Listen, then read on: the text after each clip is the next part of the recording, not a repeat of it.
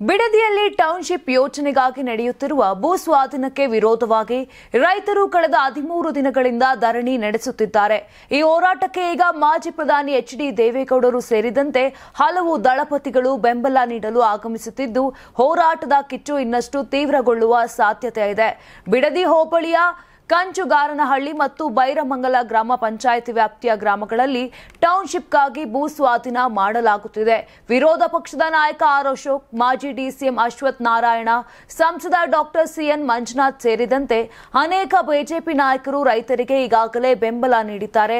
ದೇವೇಗೌಡರನ್ನ ಹೋರಾಟಕ್ಕೆ ಕರೆತರಲು ಜೆಡಿಎಸ್ ನಾಯಕರು ಸಿದ್ಧತೆ ಮಾಡಿಕೊಂಡಿದ್ದು, ಬೈರಮಂಗಲದಲ್ಲಿ ಬೃಹತ್ ಮೆರವಣಿಗೆ ಮತ್ತು ಸಾರ್ವಜನಿಕ ಸಭೆ ಆಯೋಜನೆಗೆ ಯೋಜನೆ ರೂಪಿಸಿದ್ದಾರೆ.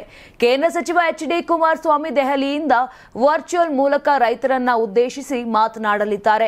ಹೋರಾಟವನ್ನ ತೀವ್ರಗೊಳಿಸಲು ರೈತರು ಗ್ರಾಮ ಪಂಚಾಯಿತಿ ಸಭೆಗಳಲ್ಲಿ ಹಾಗೂ ಸಹಕಾರಿ ಸಂಘಗಳಲ್ಲಿ ಭೂ ಸ್ವಾಧೀನದ ವಿರುದ್ಧ ನಿರ್ಣಯ ಕೈಗೊಂಡು ಸರ್ಕಾರಕ್ಕೆ ಕಳುಹಿಸುವ ನಿರ್ಧಾರ ಮಾಡಿದ್ದಾರೆ. ಜೊತೆಗೆ ಸರ್ವೆ ಕಾರ್ಯಕ್ಕೆ ಅಡ್ಡಿಪಡಿಸುವ ಮೂಲಕ ತಮ್ಮ ಆಕ್ರೋಶ ತೋರಿಸುತ್ತಿದ್ದಾರೆ. ದೇವಾಲಯಗಳಲ್ಲಿ ವಿಶೇಷ ಪೂಜೆ ಸಲ್ಲಿಸಿ ಭೂಮಿ ಕೊಡಬಾರದು ಎಂಬ ಪ್ರತಿಜ್ಞೆ ಕೈಗೊಂಡಿದ್ದಾರೆ. ಸೆಪ್ಟೆಂಬರ್ 28ರಂದು ದೇವೇಗೌಡ, ನಿಖಿಲ್ ಕುಮಾರಸ್ವಾಮಿ ಹಾಗೂ ಜೆಡಿಎಸ್ನ ಅನೇಕ ಹಾಲಿ ಮಾಜಿ ಶಾಸಕರು ರೈತರ ಹೋರಾಟದಲ್ಲಿ ಪಾಲ್ಗೊಳ್ಳಲಿದ್ದಾರೆ. ಇನ್ನು ಜಿಲ್ಲಾ ಜೆಡಿಎಸ್ ಅಧ್ಯಕ್ಷ ಎ ಮಂಜುನಾಥ್ ಅವರು ಸ್ಥಳೀಯ ಶಾಸಕ ಬಾಲಕೃಷ್ಣರವರ ವಿರುದ್ಧ ಅಸಮಾಧಾನವನ್ನ ವ್ಯಕ್ತಪಡಿಸಿದ್ದು, ಜನರ ದುಃಖ ತಿಳಿಯದ ಮಾತನಾಡದ ಜನಪ್ರತಿನಿಧಿ ಎಂದು ವಾಗ್ದಾಳಿಯನ್ನ ನಡೆಸಿದ್ದಾರೆ. ತುಂಬಾ ದಪ್ಪ ಇದ್ದೀರಾ, ಅದರಲ್ಲೂ ಯಾವುದೇ ಸೈಡ್ ಎಫೆಕ್ಟ್ ಇಂದ ಸಣ್ಣ ಆಗ್ಬೇಕಾ? ಎಷ್ಟೋ ಜನ ಹೇಳ್ತಾ ಇದ್ರಿ, ಸರ್ ನಾನು ಜಿಮ್ಗೆ ಹೋಗ್ತಾ ಇದ್ದೀನಿ ಆದ್ರೂ ಸಣ್ಣ ಆಗ್ತಾ ಇಲ್ಲ, ಸರ್ ವರ್ಕೌಟ್ ಮಾಡ್ತಾ ಇದ್ದೀನಿ ಆದ್ರೂ ಸಣ್ಣ ಆಗ್ತಾ ಇಲ್ಲ ಅಂತ ಹೇಳ್ತಾ ಇದ್ರಲ್ಲ. 100% ಯಾವ ಜಿಮ್ಗೂ ಹೋಗ್ದಂಗೆ ವರ್ಕೌಟ್ ಮಾಡ್ದಂಗೆ ನೀವು ಸಣ್ಣ ಆಗ್ಬೋದು.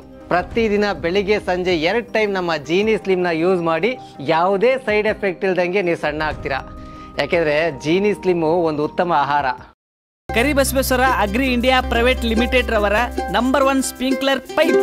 ನಮ್ಮ ಕರ್ನಾಟಕ ರಾಜ್ಯದಲ್ಲಿ ಕಳೆದ ವರ್ಷದ ನೀಟ್ ಮತ್ತು ಐಐಟಿ ಜೆಇಇ ಪರೀಕ್ಷೆಯಲ್ಲಿ ಸಾವಿರಾರು ಉಚಿತ ಮೆಡಿಕಲ್ ಹಾಗೂ ಐಐಟಿ ಸೀಟ್ಗಳನ್ನು ನೀಡಿರುವ ನಮ್ಮ ಹೆಮ್ಮೆಯ ಎಕ್ಸೆಲ್ ಅಕಾಡೆಮಿಕ್ಸ್ ವಿದ್ಯಾಸಂಸ್ಥೆಯಾಗಿದೆ.